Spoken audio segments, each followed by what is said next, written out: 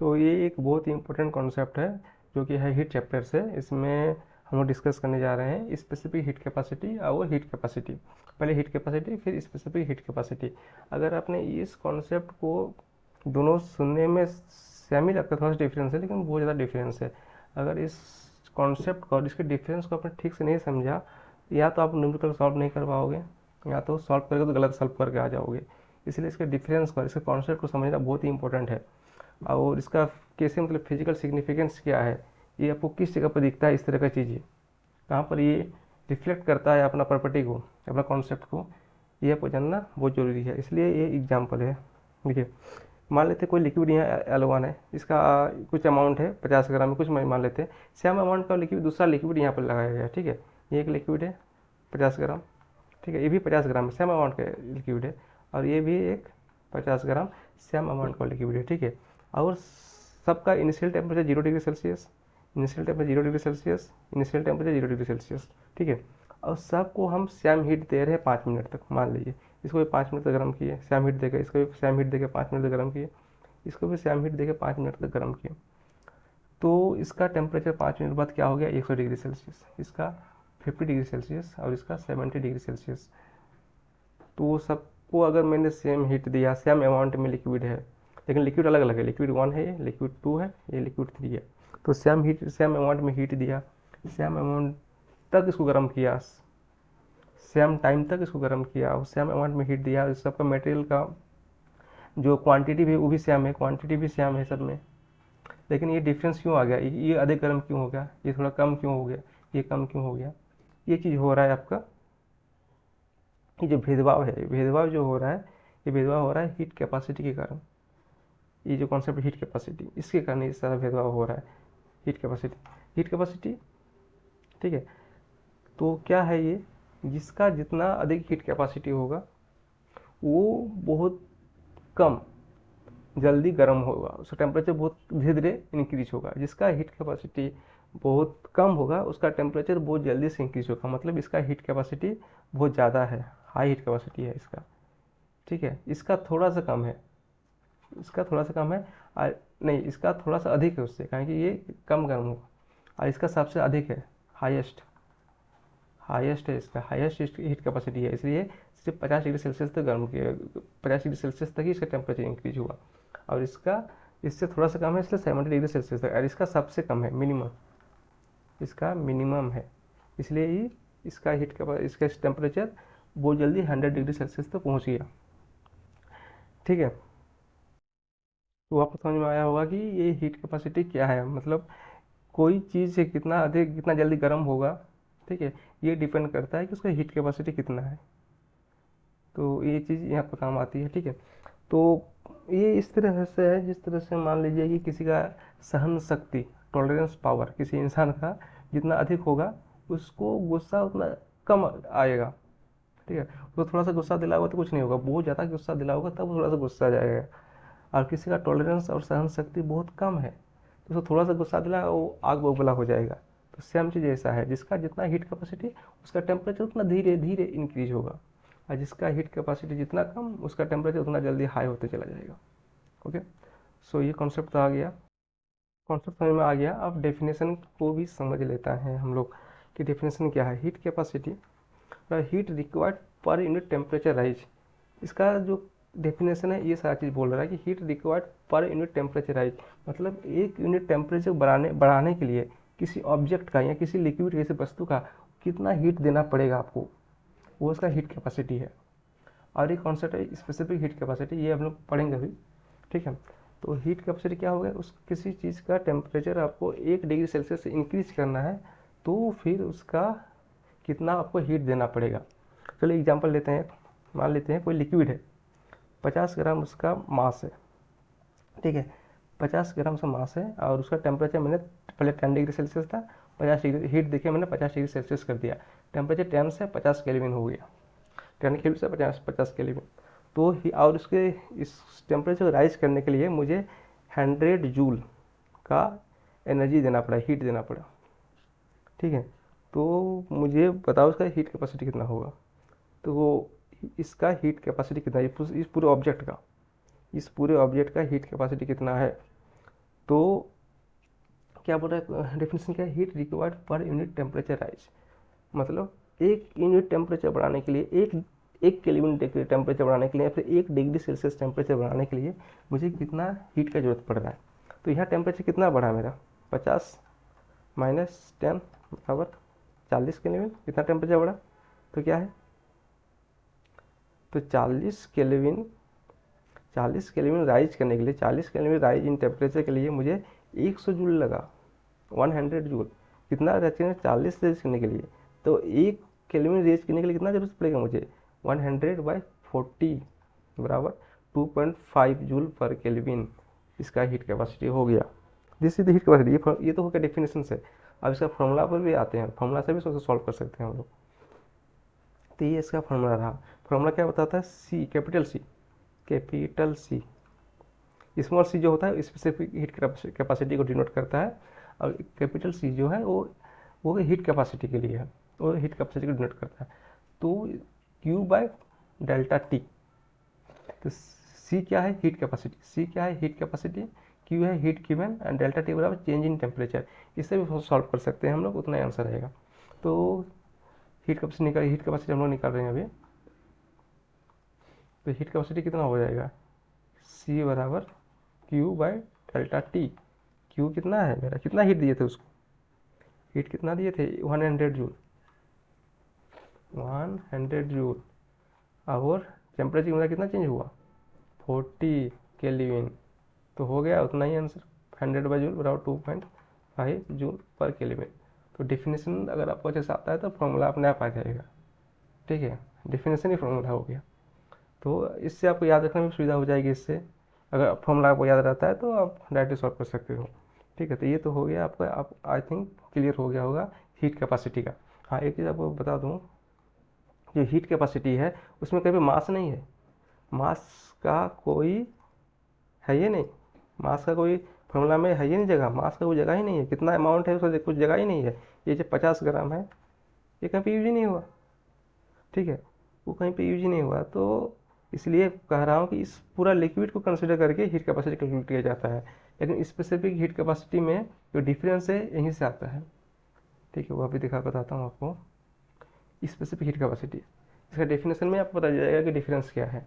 Heat energy required per unit mass per unit temperature change, per unit temperature और per unit mass. Heat capacity का definition देखो, सिर्फ पर unit temperature लिखा हुआ है यहाँ पर, सिर्फ पर यूनिट टेम्परेचर। यहाँ पर सेमी फॉर्मूला है लेकिन बस सेमी डेफिनेशन है, बस पर यूनिट मास भी एक्स्ट्रा आ गया। देख लो फॉर्मूला भी देख लो, ये हीट कैपेसिटी का फॉर्मूला है। इसमें C बराबर Q/ΔT, और ये स्पेसिफिक हीट कैपेसिटी का फॉर्मूला है। इसमें स्मॉल सी, ये बोला था स्मॉल सी से डिनोट करते हैं, इसको कैपिटल सी से डिनोट कर रहे हैं। तो स्मॉल सी में Q/m∆T, ये Q/ΔT और यहाँ भी Q/ΔT, बस m एक्स्ट्रा आ गया, ये m एक्स्ट्रा आ चुका है, ये जो m है वो एक्स्ट्रा आ चुका है।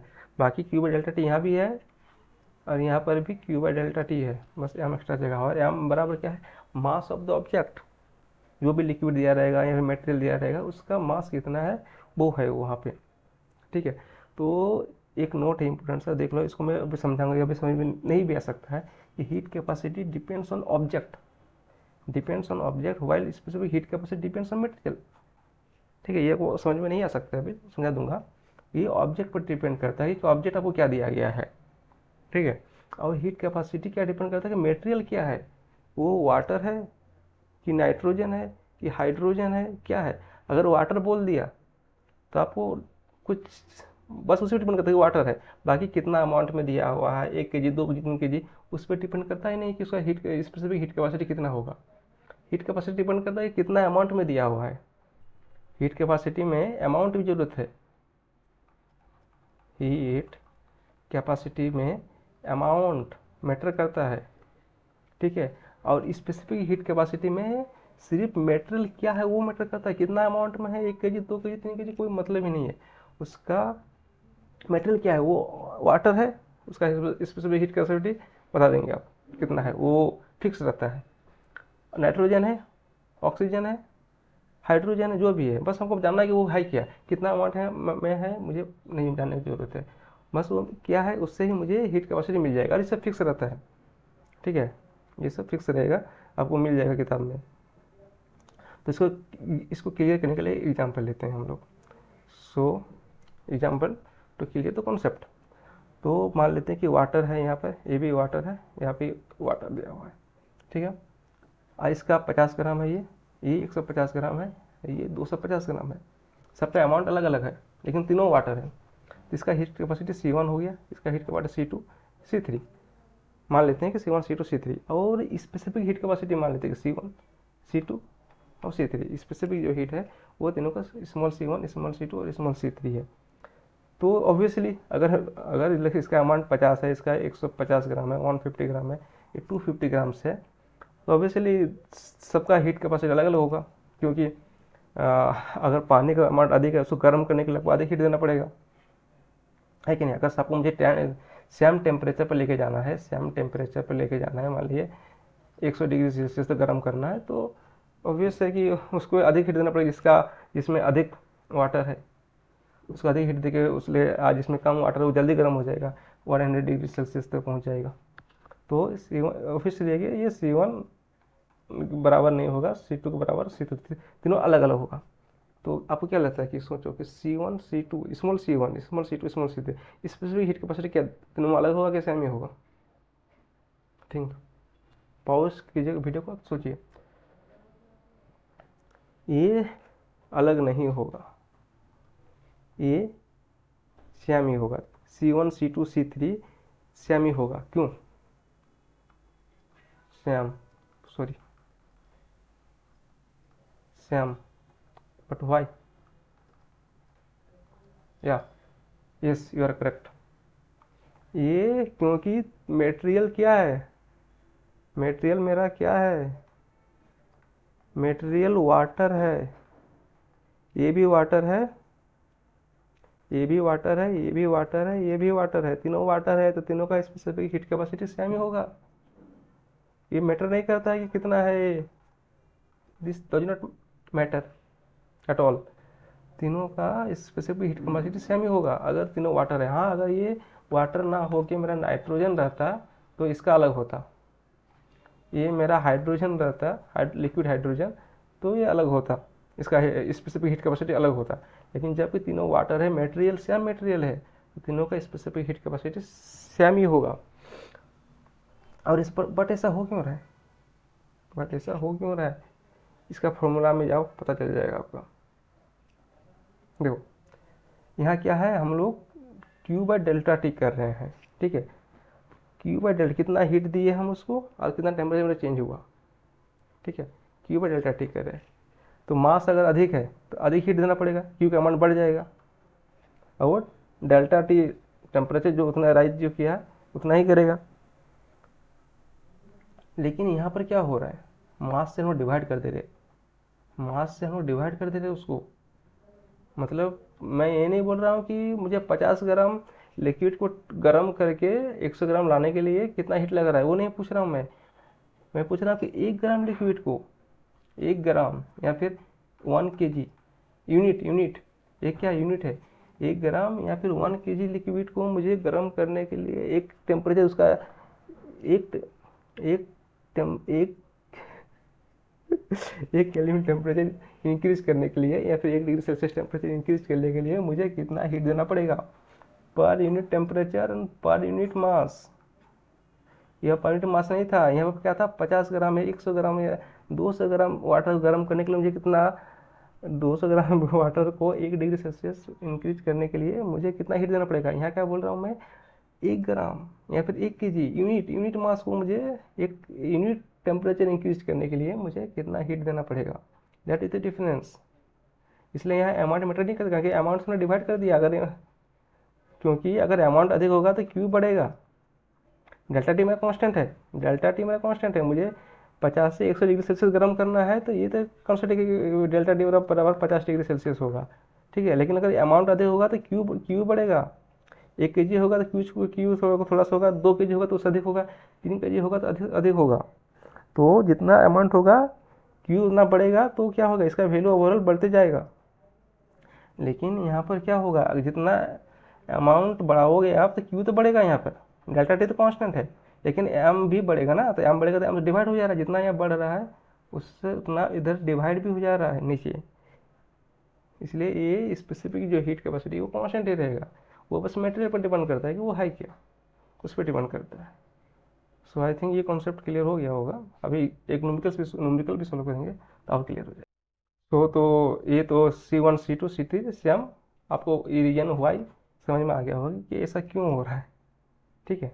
बस वो मटेरियल पर डिपेंड करता है क्या है वो, बस इतना ही जानना है। क्योंकि हम लोग हीट कैपेसिटी में क्या बोलते हैं, मेरे पास 50 ग्राम लिक्विड है, उसको मुझे एक टेम्परेचर एक केल्विन टेम्परेचर से इंक्रीज करने के लिए उसका टेम्परेचर मुझे कितना हीट चाहिए, ठीक है, वो मेरा हीट कैपेसिटी हो गया। लेकिन मैं यहाँ लेकिन स्पेसिफिक हीट कैपेसिटी क्या बोलता है कि मुझे अमाउंट कितना दिया है उसका मतलब नहीं है, मुझे बताता है कि ये बोलना है कि 1 डिग्री वाटर का 1 डिग्री सेल्सियस इंक्रीज करने के लिए 1 ग्राम वाटर का 1 डिग्री सेल्सियस या फिर 1 kg वाटर का 1 डिग्री सेल्सियस इंक्रीज करने के लिए मुझे कितना हीट चाहिए, that is specific heat capacity of water.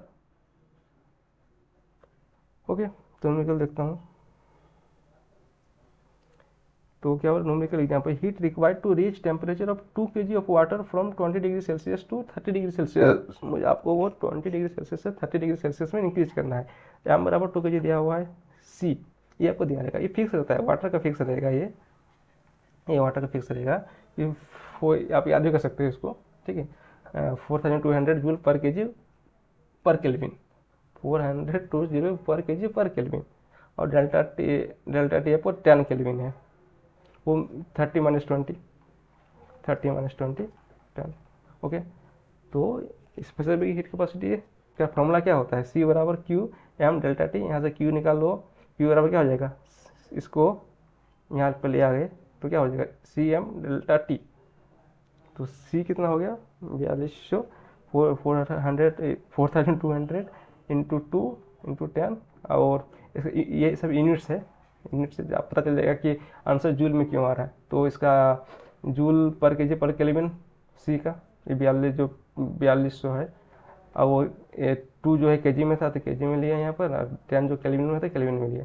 तो ये केल्विन कट जाएगा, ये केजी कट जाएगा, बस जूल बचेगा, तो जूल आंसर। इससे आप चेक भी कर सकते हो कि आपका आंसर सही आ रहा है कि नहीं, आपका फॉर्मूला सही है कि नहीं, आपका फॉर्मूला सही है कि नहीं ये पता चल जाएगा। तो जूल में आंसर आ गया, मतलब आपका फॉर्मूला सही है। ओके, देखो कि जब आपको स्पेसिफिक स्मॉल सी मतलब स्पेसिफिक हीट कैपेसिटी, जब स्मॉल सी दिया रहेगा आपको, स्मॉल सी दिया रहेगा तब आपको मास को भी कंसिडर करना है फॉर्मूला में। तो मास यहाँ पर ऐड किए, अगर यहाँ पर दिया रहता कैपिटल सी बोलता है कि हीट कैपेसिटी मेरा दिया हुआ है इतना, हीट कैपेसिटी आपको दिया हुआ है, तो इस मास को आपको कंसिडर करने की जरूरत ही नहीं था, ठीक है। इस फॉर्मूला में मास ही नहीं रहता, direct C into delta T कर देते, capital C into delta T कर देते, मास की जरूरत नहीं पड़ता था, आंसर आ जाता। तो ये सब आपको समझना पड़ेगा, ठीक है, कि अगर हीट कैपेसिटी दिया हुआ है तो मास को नहीं कंसिडर करना है, क्योंकि पूरा ऑब्जेक्ट दिया हुआ है, जितना भी है वो 50 ग्राम है 100 ग्राम है, जितना भी दिया है पूरे चीज़ का हीट कैपेसिटी वो दे चुका है, ठीक है। तो वहाँ पर आपको इस मास कंसिडर करने की जरूरत नहीं। लेकिन स्पेसिफिक हीट कैपेसिटी मतलब क्या हुआ, वो 1 ग्राम का दिया हुआ है, 1 ग्राम या फिर 1 kg का दिया हुआ है, यहाँ पर 1 kg का, ये पर केजी है ना, तो मतलब 1 kg का दिया हुआ है, 1 kg का दिया हुआ है, तो इसलिए आपको जितना टोटल अमाउंट कितना है उससे मल्टीप्लाई करना पड़ रहा है, इसलिए मास यहाँ पर इंक्लूड हुआ है। आई थिंक आप क्लियर हो गया होगा। तो ये जो है आपका समरी है, समरी देख लो, हीट कैपेसिटी बराबर consider whole object specific heat बराबर मटेरियल प्रॉपर्टी है, ये मटेरियल का प्रॉपर्टी होता है, वाटर का सेम ही होगा, ठीक है। उसी तरह हाइड्रोजन का सेम होगा, इसके बाद मतलब वाटर का सेम होगा, मतलब वाटर का 50 ग्राम दे 100 ग्राम दे या 1000 ग्राम दे, वो हर जगह उसका स्पेसिफिक हीट कैपेसिटी सेम ही रहेगा। उसी तरह हाइड्रोजन का अलग होगा वाटर से, नाइट्रोजन का अलग होगा हाइड्रोजन से, ऑक्सीजन का अलग होगा हाइड्रोजन से, लेकिन अमाउंट कितना भी दिया रहेगा हाइड्रोजन का हीट कैपेसिटी उतना ही रहेगा। चलो ठीक है, बहुत लंबा वीडियो हो गया थी।